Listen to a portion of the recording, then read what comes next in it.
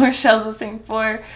Wow. Okay. I'm having a rare moment. I'm feeling okay. So we're gonna go ahead and play.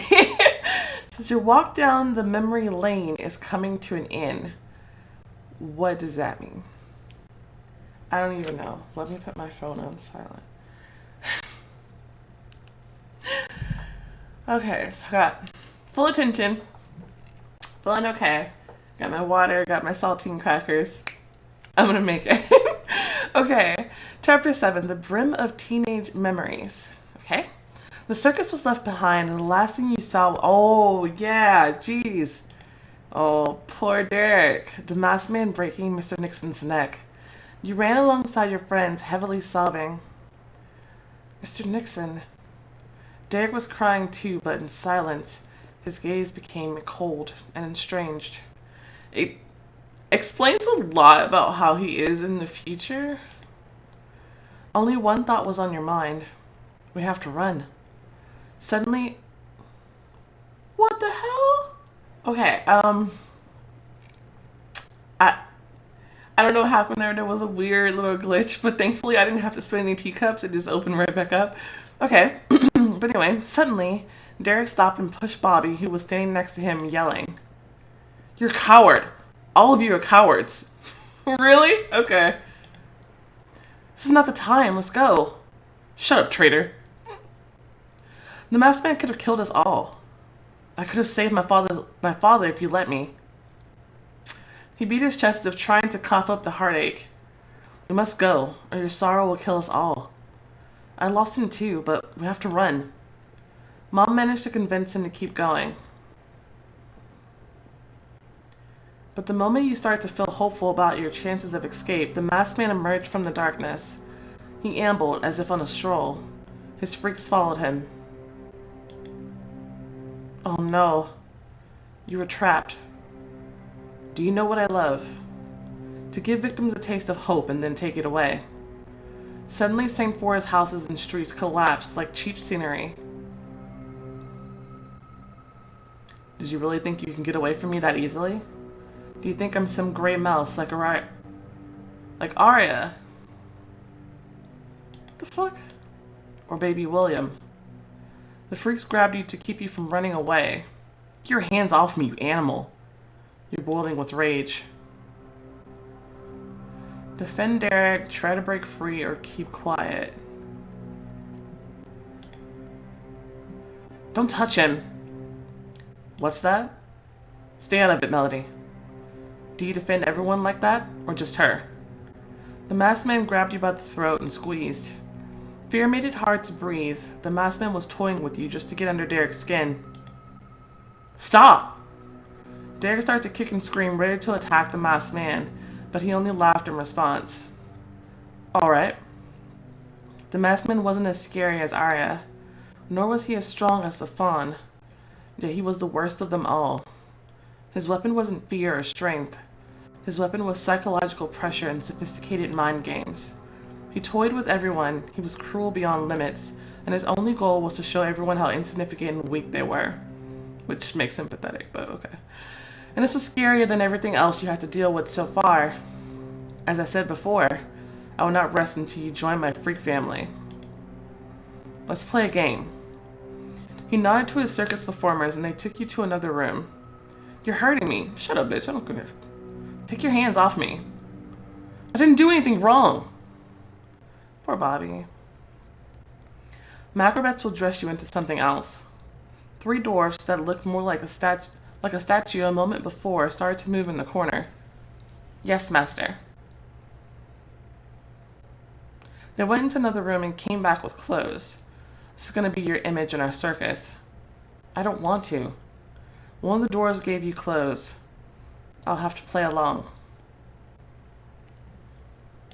Haze dress, burgundy chic, or mystical dress. I don't really want to spend gems on this. Like, I'm kind of mad, so I don't really want to spend gems on this. So can I just get the free one? Or am I like, honestly, this one is the prettiest. Not gonna lie. Am I missing out on the image point or something like that? Surely I have enough image points, though, to make it through the game. Ooh, I'm gonna be mad if I mess up this, this close to the end, though. But this one's the prettiest.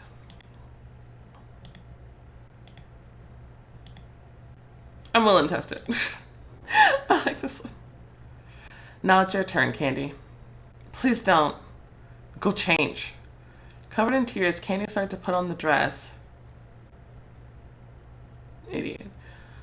You don't think he was gonna let you go if you just tied us up? Like, stupid bitch. I'm still mad at that. Meanwhile, the freaks hung Derek and Bobby by the arms and lifted them so their feet barely touched the floor. What are you doing to them? Even though we're pretty close. The masked man looked at you with sparks in his eyes. We're not close, bitch. Or not close enough. Where was I? I want to get to know you better and your vices. He sat at the table and gestured at you to join him.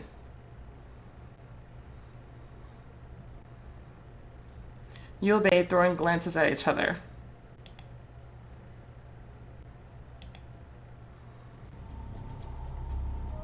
But suddenly you heard Derek's and Bobby's heartbreaking screams. What the fuck is he doing to them? What are you doing to them? You jumped up trying to see into the far corner of the room, but it was too dark. All you could hear were blows and screams. Oh my god! Sit! Fuck you!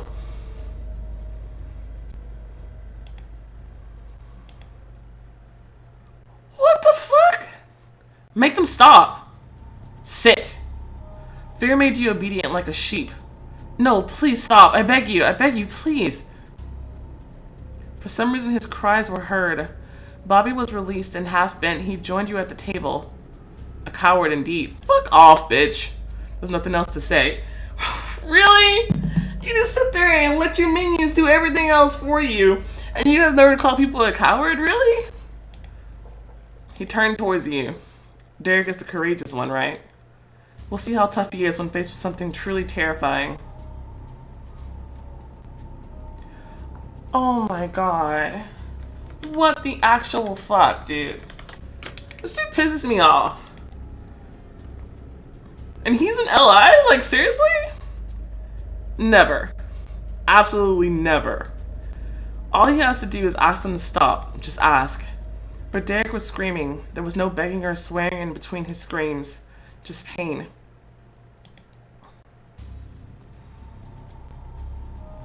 Who'll torture him to death like that? Yeah, make him stop. Please, make him stop. I'll do whatever you want. I wouldn't say that shit. What if I say you take his place? Fear made it hard to breathe, but you powered through. Alright.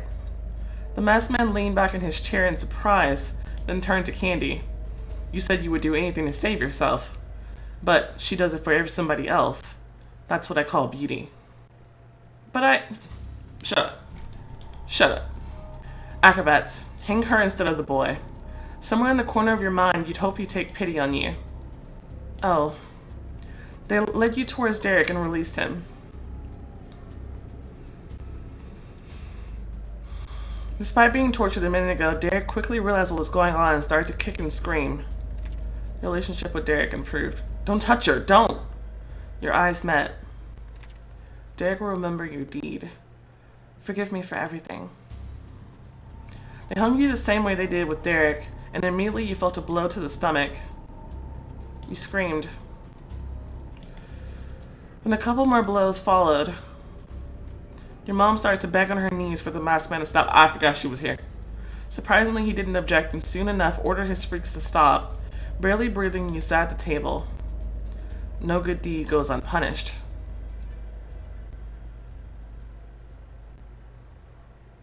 I wanted to see if you were really ready to suffer instead of a friend. I am thrilled. Mother hit you under the table. You turned towards her, cautiously looking at the masked man. She pointed towards the table, opening her eyes widely. Look. You followed her gaze. Gleaming in candlelight, a sharp knife lay among the dishes. I see. You nod to your mom, and she starts to distract the masked man. You talk about how awful and insignificant people are, but you know better than us. At least I understand I'm a lowlife, and that makes me better. That doesn't make you better. What make you better. It's like she's saying that you're the same, and you're still trying to convince yourself that you're somehow not, and you're elevated above other people for some reason. Like, no. Like, you're being an idiot. Meanwhile, inch by inch, you got your hand closer to the knife. You turned me into a freak. Why? Believe me, you were far more beautiful as Adlin Tonin. The knife was within reach. You went for the handle. You almost had it in your hand. I didn't think, they really think that one was gonna work. But the masked man noticed and the flash took the knife away. No! Your mom held out her hand, afraid the masked man would slaughter you with that knife. But all of a sudden, he grabbed her hand, pressed it down the table, and drove the knife all the way through it. Oh my god. Everything happened so fast that you froze in denial. Mom? You should not have attempted that. Crimson blood gushed out of the wound and soaked into the tablecloth. The color of the tablecloth made it seem like the whole table was covered in Mom's blood. Oh god. Candy turned as white as a ghost, staggered aside, and fainted. Exhausted, Derek didn't have the strength to hold her, and they both fell. Now, Miss O'Neill, you'll be a bit more beautiful. The scar will tell the story of what a terrible mother you were and what it led to. He calmly pulled out the knife from the table in your mom's hand and wiped it on a napkin. No. Mom's legs gave way from the sudden pain. She crashed into a chair, trying to stop the bleeding. The masked man sat back in place as if nothing had happened. He wanted to eat, but noticed the mess on the table. The plates turned upside down, broken glasses, and the smell of blood on top of it could make anyone lose their appetite, even a monster like him. The masked man angrily threw aside his napkin, pushed back his chair, and slowly stood up. The games are over. You want to play nice? Fine. Have it your way. The freaks jumped you all at once and twisted your arms. Melody? Mom!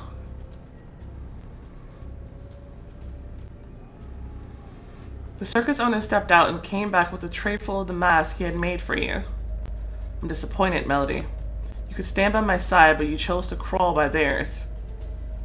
Never stand by your side. Like, absolutely never. Even if I were to play the game, I would never choose him. He picked up one of the masks and showed it to you. Derek, this is yours. The mask of a real strong man. He performs dangerous stunts, making it seem he can handle anything. The masked man approached Derek, trying to catch his eye. Derek turned away, but the circus owner forcibly turned his head and looked him in the eyes. But the strong man's spine is crooked, and the pain drives him crazy. Only he can't scream, because he's dumb. You can tell anyone how much it hurts, just the same as now it is now for you. Right? The masked man looked at you, then back at Derek. Do you want to try it on? Derek tried to break free. Fuck you! Please don't! The circus owner placed the mask on Derek's face. Candy and Bobby screamed and you wanted to howl from fear. This is no joke, you can't break free. You're about to become masked man's hostages. You're turning to freaks and forget your past. There'll be no one who can save you like you did with your mom. I beg you. Despair washed over you. But suddenly police sirens wailed outside. One by one, police cars pulled up at the circus. The sound of wheels screeching gave you hope. The circus's owner didn't manage to fix the mask on Derek's face and stood baffled, holding it in his hand. Derek was laughing hysterically and relieved. Dad managed to call for backup. Are we safe now? Bobby burst out laughing, but immediately shut up the minute the masked man glanced at him. No, never.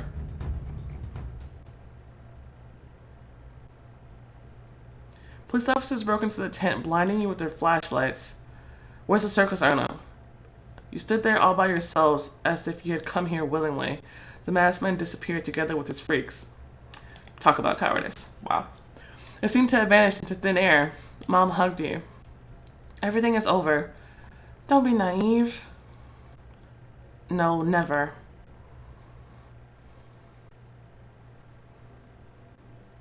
You were frantically packing things. Your wrist still ached from Muzzle Muncher's grip, even though several hours had passed.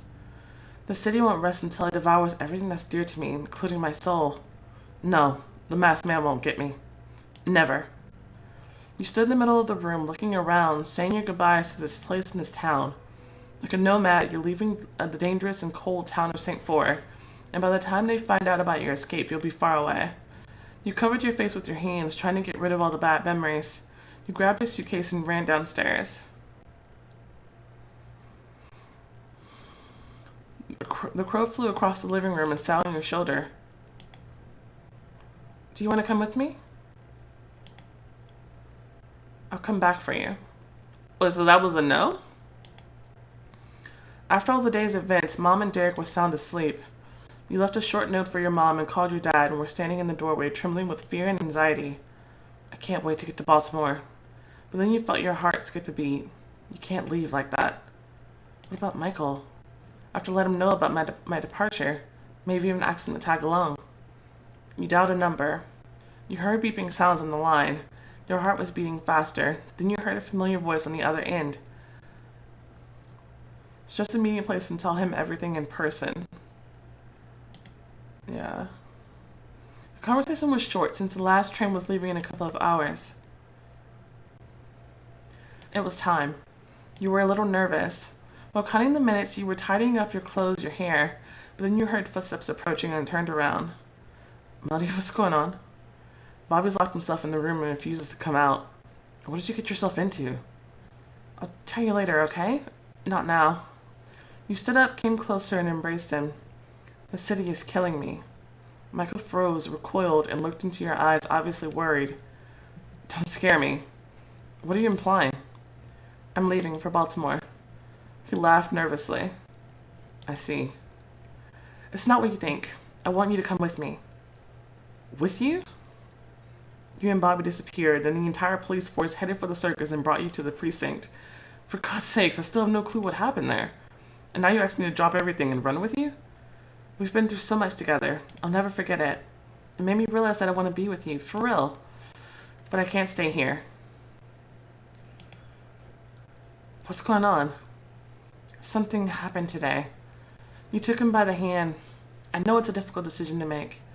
Think about it, and if you decide to come with me, meet me at the station in a couple of hours. But if you decide not to, don't bother coming at all. You handed him a note with the exact place and time of departure, then kissed him on the cheek and went away quickly to hide your angst. Ooh. The train station was only a couple blocks away from the sheriff's house. The suitcase rattled on the pavement and occasionally bumped into snowdrifts turning over. You were worried that you didn't tell Derek or your mom about your departure. She would never agree to this. She wouldn't? The mere thought of staying in Saintfour terrified you. Suddenly, a pack of bikers blocked your way. Their leader took off his helmet. Is it Brown? Oh, what to say? Because Brown's been giving me the creeps lately, and I'm like, I don't know. It's dangerous for a lady to walk at this hour. The fresh air is too cold now. Cherry? Oh yeah, wasn't he in jail? Did they set you free? I made bail. It's going to be a trial soon, but don't worry about it. The dragons unmounted their bikes. Aaron noticed the suitcase. Are you going somewhere? Baltimore. For how long? Forever, I think. The dragons exchanged glances. They were silent for a while. The news obviously didn't sit well with them. What happened? Yeah, I mean, whatever.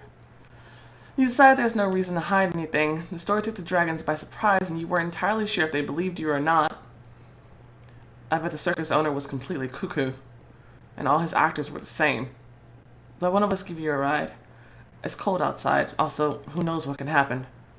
Thank you.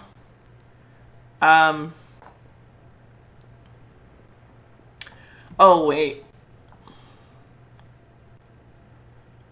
Oh, wait. Is this like a romance scene? So I'm not trying to pay for that. I just honestly don't think she should be walking to the station by herself. Why do I feel like this is a romance scene, though? I feel like I'm gonna get in trouble. Oh,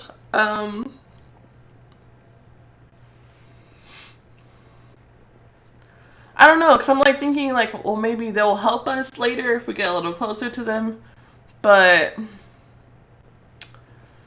I don't think this is that situation. I think it's just getting closer to a certain person in particular. I'm actually gonna turn it down because I'm not sure if this is a romance option or not. This could be a mistake, but I'm gonna go by myself. It's almost like you want some adventure. Not at all. Not this time. Aaron and Cherry hugged you.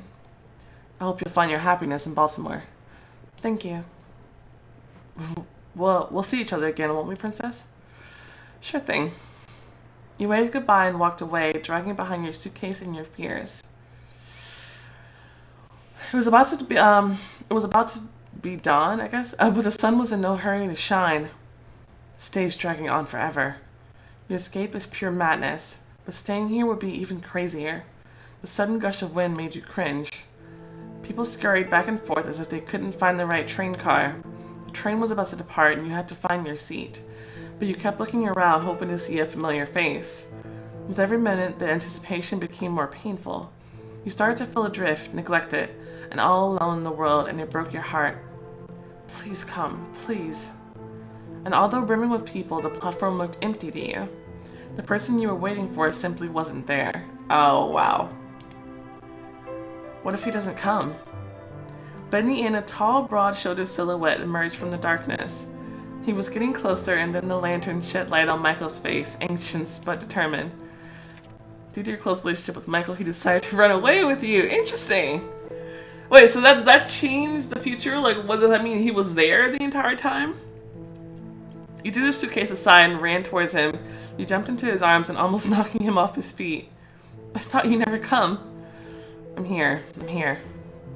I still have to clear it up with Mom. But I couldn't leave you alone. My parents will understand. Oh, thank you. You stepped into the carriage as the train started to vibrate and took off. You were holding hands with Michael as if afraid that one of you would change their mind. The landscape was shifting outside the window, merging into one long, illegible blob. Everything was left behind. You only saw fields covered with snow, but suddenly a shadow with a demonic red mask flashed before you. It disappeared right away as if it wasn't there at all. It was as if the masked man was saying, I'm still here. And you can stay there. She just never came back to Saintfour. Oh boy. Wow. Episode 8. It's time to learn more about the shadows of Saintfour. I would say about time. Please tell me how this is all connected, because I don't. Like, I'm still worrying about that whole thing with the trial and Sherry and the picture, or the painting, and the murder. Like, what was that about? I still don't understand what that had to do with anything. That's bothering me. Behind the veil of mystery, you clung. Oh, present day. You clung to Derek's arm and held it tightly all the way to the lake house. He was holding the mask, and you tried really hard not to look at it. The image of the masked man haunted me for so many years. I knew he'd never leave us alone. Derek turned around and looked at you. How are you? I'm fine, I remember how everything ended back then. Derek, startled, picked up the pace, but then stopped again. Like a lightning jolt, memories ravaged his entire body. Are you referring to my father's death or the fact that you left without saying goodbye? Resentment for the past events made him bitter and irritated. I'm sorry. How did you manage to stay in Saintfour after everything that happened? I had no choice. I ended up in foster care, but my grandpa took me in soon after. He and my father had lost touch after a fight. He kept me here. He was a weak, crabby, and rather sarcastic old man. Someone had to look after him. Derek's voice acquired a hint of tenderness. Did you have a good relationship with him? Not at all. We kept yelling at each other, sometimes on the brink of hatred. But in our own way, twisted way, that was a sign of affection. Derek coughed as if embarrassed for getting sentimental. Then I grew up and decided to follow in my father's footsteps and join the force. I was fixated on the masked man. I saw his face every night. I dreamt of taking the safety off and putting a shit ton of bullets in him. He gazed into the darkness, but he didn't show up around here in the last 10 years. And yet, I know he's around here somewhere. I can feel him looking at me. You could see him reliving over and over again, all the years of solitude nourishing his fanatic desire to take revenge. You touched his back, slowly running your fingertips along his spine. You nestled your head on his shoulder and closed your eyes. I'm sorry we weren't here with you. Derek didn't say anything. You just felt him turn towards you, holding his breath. We were all disappointed in each other that night. I think the masked man wasn't the only reason you ran away. You were running away from yourself. He turned towards you, took you by the hand, and started to pat your wrist. I was mad at you at first. But the anger passed, and I found myself yearning for you. You were afraid to look him in the eyes, but he kept staring at you. You felt awkward, and pulling away from each other, you continued your stroll through the darkness. Oh, this reminds me. We slept with Derek in the present time. And that came, and I forgot about it. I was gonna go back and replay it, but I didn't. So he's probably gonna be mad about that. Especially if Michael pops up. So that'll be interesting.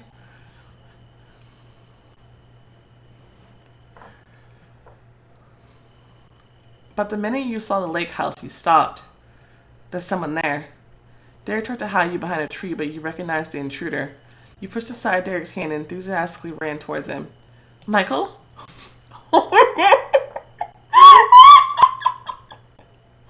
Thank God.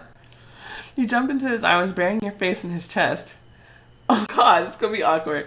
Thank God you're back. The masked man is back. Michael recoiled and anxiously looked around. He's not here, don't worry. And who are you? In a couple of seconds, Michael's face shifted to surprise. Derek? I didn't know you were still together. He looked at you with scorn, obviously judging you. I didn't know we were still together. Oh God, Derek, I cheated on him. Just don't say anything. But he didn't show the slightest hint that you slept together. Only his eyes betray all of his thoughts regarding your games. Does that make you sad? Oh my God. This is ridiculous. I didn't know. Okay? They didn't give me any indication that we were together at all. I couldn't care less. You could feel the tension building up between the two guys, and it scared you almost as much as the masked man's flashing silhouette. You quickly tried to change the subject. How did you find us? I had to stay in Baltimore for work and couldn't make it here until evening. Melody, your mom was worried. She immediately started talking about the masked man, but I couldn't imagine. Looked at Derek, and your wild thought crossed your mind. Bobby. Michael, your brother also came here for the funeral. Is he here? Michael got nervous, began to straighten his clothes while looking around. Where is he? I'd like to speak to him. They didn't communicate all these years and had become estranged. And now Faith was pushing them back together, but Bobby disappeared and no one knew what happened to him. He disappeared. What do you mean? We think the masked man got to them. Michael shivered, either from cold or rage. He wiped his face with his hands as if wanting to make sure it wasn't a dream. We have to get out of here. The house seemed like a safe place, but it was a treacherous illusion. There's nowhere to hide from the masked man. You went further into the forest, not finding the strength to speak. The silence was daunting, but it helped you hide your thoughts. You clung to Michael's strong hand. You've been together for so long that you only felt safe by his side. Apparently we had been there the whole time. Interesting. I'm here. Derek was walking in front, ignoring you. And then you saw a familiar house.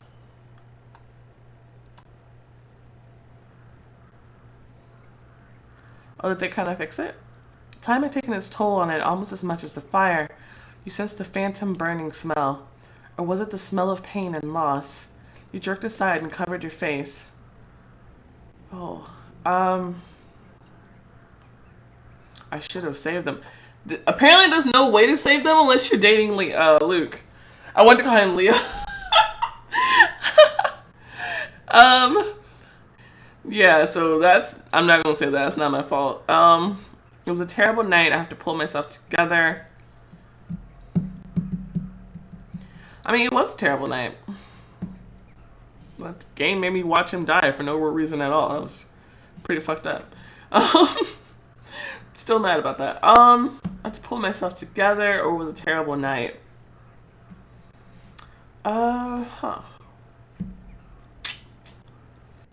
What to say there? I have to pull myself together, maybe?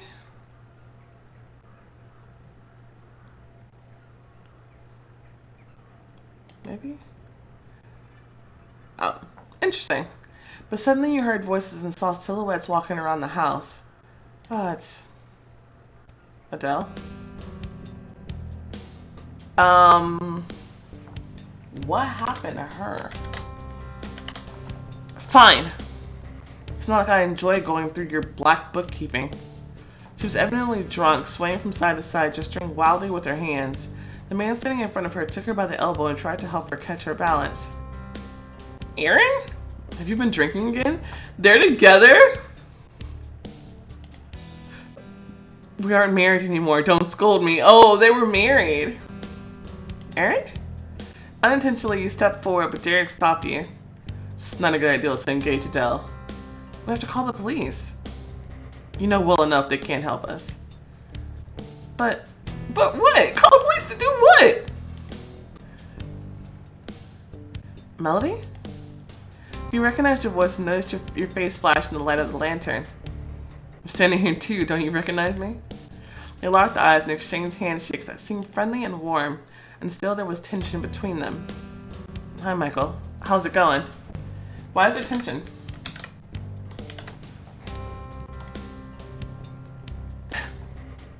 Adele looked at you with resentment, but you couldn't understand why. Someone else stepped out of the house. Oh, Cherry's here too. I got all the documents. Oh. That's a pleasant surprise, isn't it? I'm glad you're not in jail. I told you, they couldn't hold me. I think he looks like the most the same. Adele kept staring at you. She changed.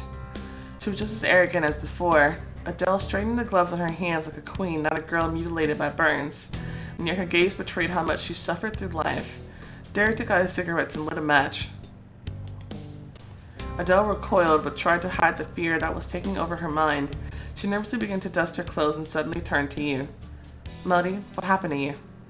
You look like you rolled around in the mud. You really shouldn't be talking, sweetheart, but it's okay. There's a bathroom on the second floor. I'll give you some clothes. Initially, you wanted to refuse, but okay. She was actually trying to be nice. I thought she was talking shit. She looked like she was talking shit. But you were very dirty indeed. Thank you.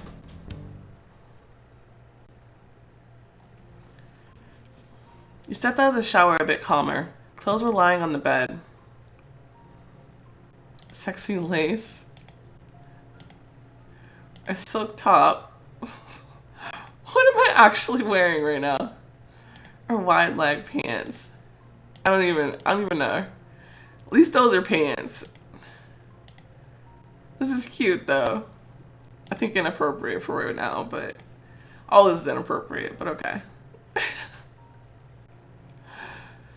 While you changed clothes, your fear gradually subsided. Maybe it was a coincidence, and Bobby and Katie simply left unable to bear rehashing all the painful memories? I doubt it. You walked past a mirror. The branches had ruffled your hair, and the humidity in the cave made it frizzy and untamed.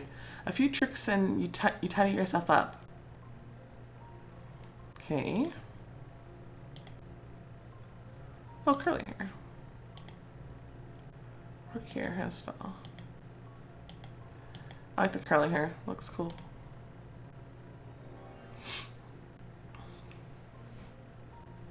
They went downstairs into the living room. Wow. The house looked like no one had taken care of it. It seemed maybe a hermit lived here. The windows were boarded up. The thick layer of dust and half-peeled wallpaper couldn't hide the marks left by the fire. How did you live here, Adele? Everyone in the living room was silent. Cherry poured himself some bourbon and sat in the armchair. Aaron was hyper-focused on his conversation with Adele. So they were married. Interesting.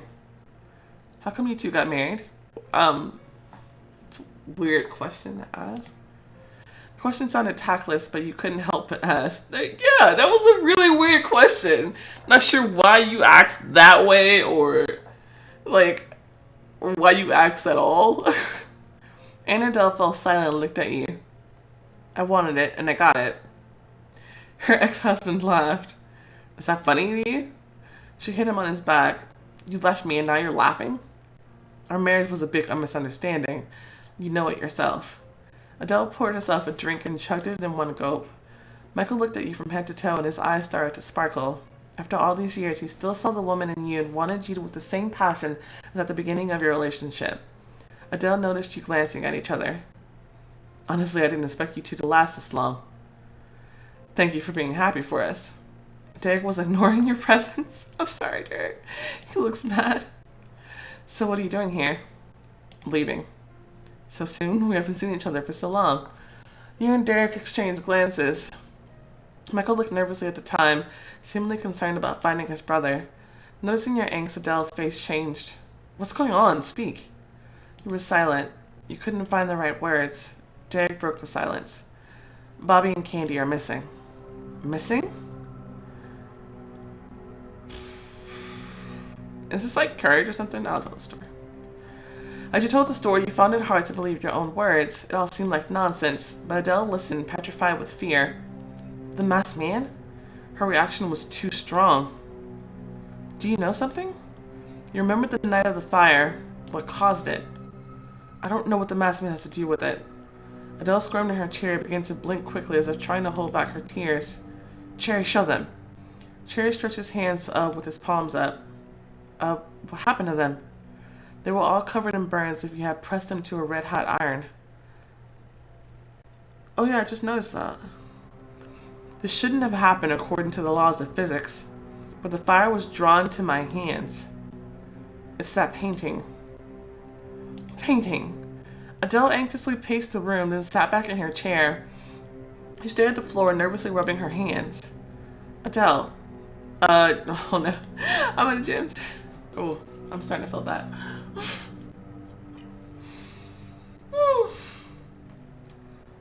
Breathe. Okay. I'm fine. I'm fine. Fine. Yeah, give me some answers about this damn painting because I don't understand. When Adele started speaking, her voice seemed detached. She mentally returned into the past and was no longer in the room with you.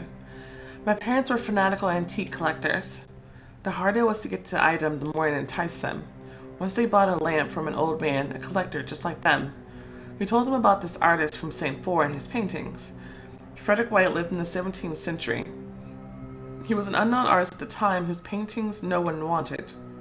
He tried to find different ways to make his work unique. He even created a paint based on black hellebore. It turned out to be an intense purple color, but his poverty was hopeless. Then he had this idea. A big crowd gathered in the square. People screamed, spitting with rage, their anger focused on the still empty pillar. After a while, some girl was brought to the center. Her hands were tied behind her back and the rope cut into her skin. Blood was dripping down from her wrist, but the witch's face showed indifference as if it didn't concern her. Noticing the accused arriving, the crowd roared and swore. Hatred was growing among the masses. That's magnificent. So much emotion. I'll get a lot of money for this painting. How about you stay broke? Like, that sounds like what you deserve. Just go die in a hole somewhere. It's like, really? Wondering how he hadn't thought of that before, Frederick ran into his rented room over the tavern. With trembling hands, he grabbed his paints and canvas and ran back to the square. The fire was already lit. The girl was silent, looking somewhere in the crowd up until the moment the fire reached her legs. She screamed, and her heartbroken scream pierced Frederick to the bone. The brush froze in his hands for a moment. The artist didn't notice that he was drawing. His hand moved on their own, obeying a cold-blooded muse. Just as he was about to paint the face of the witch, and he looked up at her. The girl, blazing away in the fire, looked directly at him. Her eyes reflected the pain of all the girls who were burned at the stake just like her, for disturbing the satisfaction of the onlookers. Frederick drew frantically without stopping. By the time he finished the painting, everyone had left, and the ashes were scattered in the wind. Frederick couldn't sell this painting. The woman impressed him beyond his mental limits. Her eyes made him lose his mind. He remembered the museum guide's words. The artist painted his own death and then took his own life. That's right.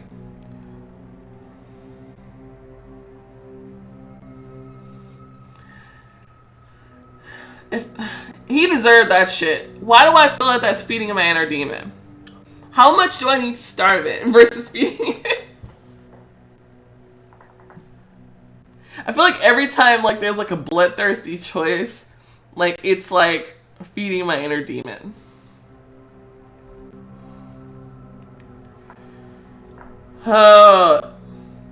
Just so we all know, I want to say he deserved that shit. That's probably feeding my inner demon, though. I tell you. Adele shrugged indifferently like an impartial narrator.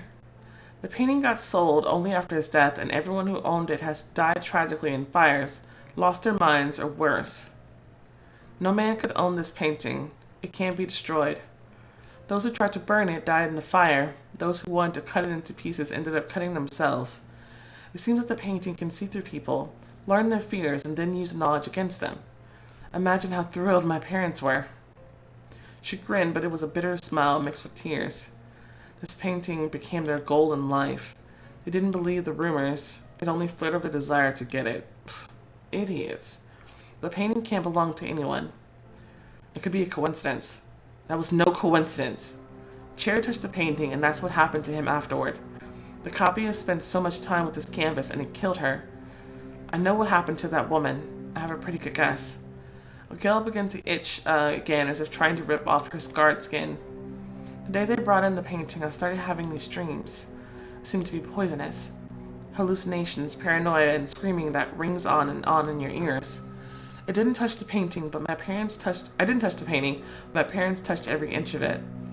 So did Luke. She burst into tears, covering her face with her hands. He died because of the damn painting. Your heart ached with guilt. I could have saved... You could not have saved him! Unless you were fucking him, you couldn't have saved him! Like, so I don't even know what the game is doing this stupid bullshit, because that's not how this works! I didn't do anything wrong except not be in a relationship with him, and that's fucked up for the game to keep throwing this shit in your face like that. I can't believe they continue on with the stupid story detail. Like, that's so fucking stupid. Like, like, really? Fucking really? Okay. What happened that night? With her hands trembling, Adele took out a bottle of pills and swallowed a few without washing them down with water. I was especially tormented by hallucinations that night. It seemed to me that this witch was watching me, or as if they were burning me instead of her. And then, out of nowhere, the living room caught on fire. Everything was burning except for the damn painting. Luke was also tormented by visions. We realized that was what it was all about. Her voice faltered and broke. When it was all over, I buried the painting so that it no longer belonged to anyone. Adele's words reminded you. You came a little close to the painting, but the guide stopped you. No, you can't touch. Sorry, here are some marks. You point to circles in some places that seem to distort the face of the people depicted. You wanted to find Adele, someone excited by your hunch. Sorry to make you relive all of this. Leave the small talk for Baltimore, will you?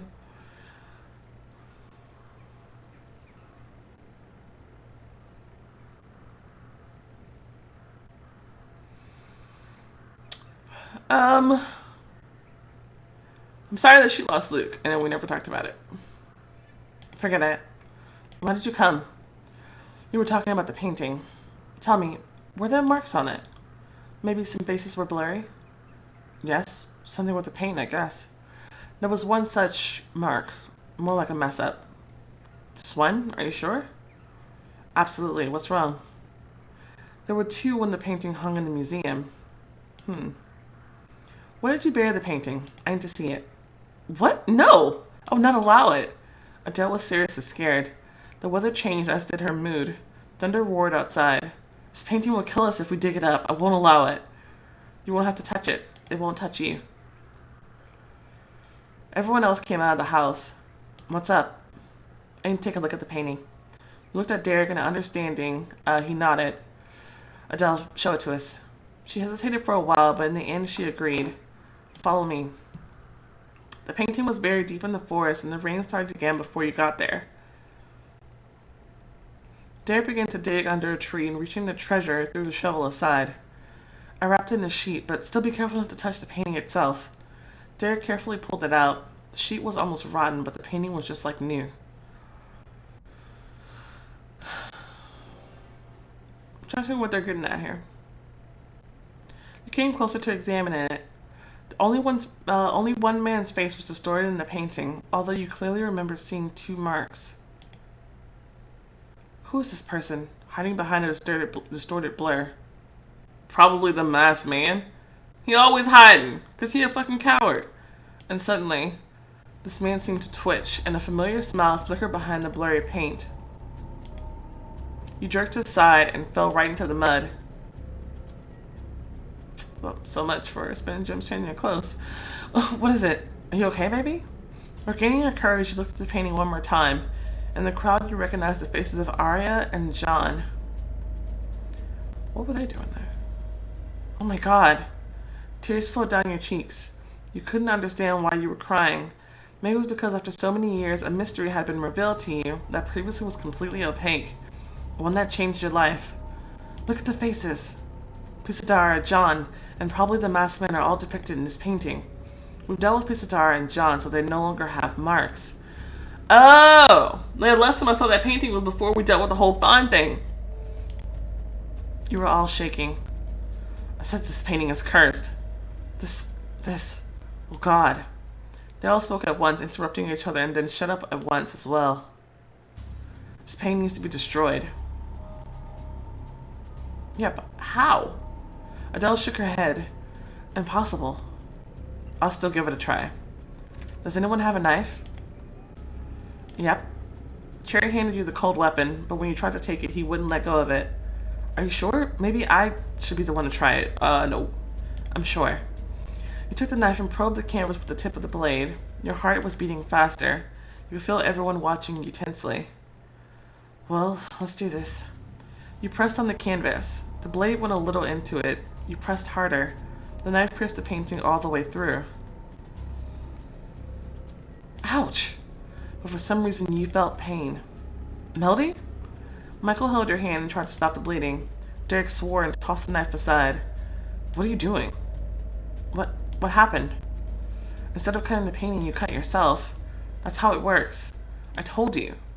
The sky was roaring louder by the minute. With every second, the wind became stronger and the rain poured down in torrents. Maybe it's some sort of, ritual, like with Pisadara? Too bad that lady is gone. You need to go into the house. Everything is going to be one big swamp any minute. First, bury the painting. Damn it, Adele. They began to bury the canvas quickly before everything flooded. Having finished, you ran back to the house, almost swept off your feet by the wind. Okay. Interesting. Okay, so the painting... Does the painting, keep them alive somehow? Is it like a Horcrux?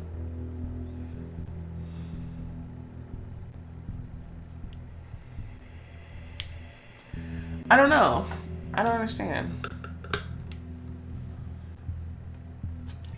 At least we know now why the painting is connected to the story. So it caused the fire that killed Luke and friends. I'm still pissed off the game is on this stupid notion that forcing your character to feel some sort of stupid way about it. That don't make any fucking sense. There's no way for you to save him if you're not dating him. So, why would it punish you that hard for not dating him? That doesn't even make any sense. That's seriously probably the biggest knock I have against the story.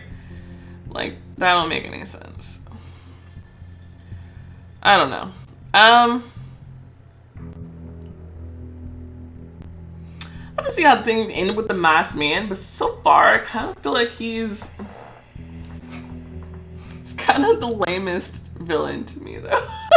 Despite him actually killing people, people that matter, and kind of doing the worst things, I feel like somehow I'm not impressed by him. That's the thing. They mentioned it. He's not as scary as Pisadara, because she was just terrifying. yeah, I remember being pretty scared with scenes with her in it. That was crazy, and the Fawn was just seemed impossibly strong.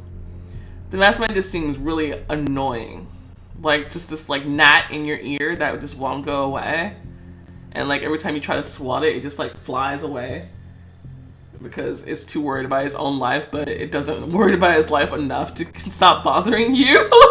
It's just like an annoying bug. That's all I can think about him. Like, I don't know. I guess I have to see what he does, like what his big conclusion thing is, but so far, honestly, I'm not impressed by him. I think he's the weakest villain, to be fair. Yeah, I don't know. Whew. I was thinking I was going to try to record a little more, but I'm feeling kind of bad. I might have to take a break. But anyway, yeah, I guess we're finally getting some answers, which is good. We found out that Michael has been there the entire time. I didn't know that. Would not have slept with Derek had I known that. But yeah, they didn't give you any indication at all. I guess because it was a narrative point, like you said, the memories kind of all hit them at once. So like they showed it in a way in which you weren't sure what was going on at the time, and they never mentioned Michael or Luke at that point, so you never know if they were alive or not, because that depends on how you play. Which makes sense, but still, that's a little funny. Yeah. I hope we get to Bobby soon. I'm after the whole torture scene with the Masked Man. I'm really concerned about what he's doing to Bobby. Like really concerned. So I hope we can get to Bobby soon, because that pissed me off like a lot. Candy can stay there for all I care. I don't care. I don't care about Candy. Anyway, yeah, I guess I'm gonna go ahead and end this part right here. Thank you guys so much for watching. If you enjoyed, go ahead and show a like button, some love, subscribe to see more content like this, and I will see you next time. Bye!